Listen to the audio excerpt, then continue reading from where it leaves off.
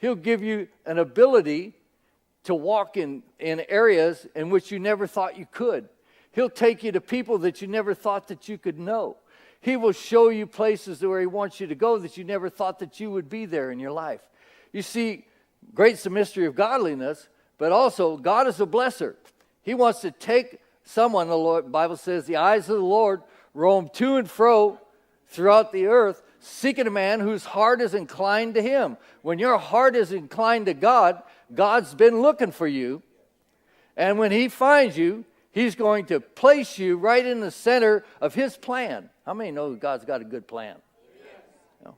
And because he's got a good plan, he wants people like you and I to position ourselves in the center of that plan with the fire of God in our life and the willingness to forsake the old and enter into the new.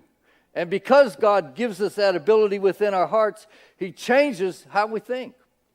You know, people say, well, you know, my mind just wouldn't let me do that. I say, well, don't pay any attention to your mind then. I'm not talking about being mindless. You know, pay attention to your heart. See, because the heart will govern the mind. Now, the mind wants to govern the heart, but guess what? People change their minds. But when you put something in your heart, that's who you become. And it's the same with serving Jesus Christ. When we put him into our heart, we become a Christian. We become like him.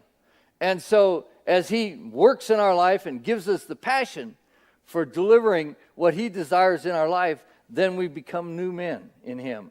Verse 11 again says, not lagging in diligence, but fervent in spirit, hot, on fire in spirit.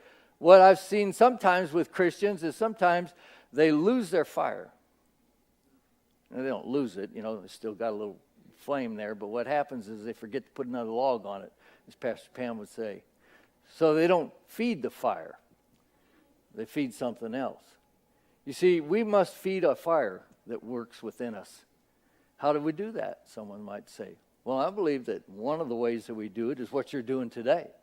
You've come and you've surrendered yourself to God today to worship him and to let your words that come out of your mouth during those times of worship be words that glorify him. Now, you notice our songs today, that's what we were doing. We were glorifying God and allowing our words to magnify him. And by that, what happens is it creates a spirit within us, a spirit of refreshing and renewal. The Holy Spirit begins to be activated within our lives. Wow.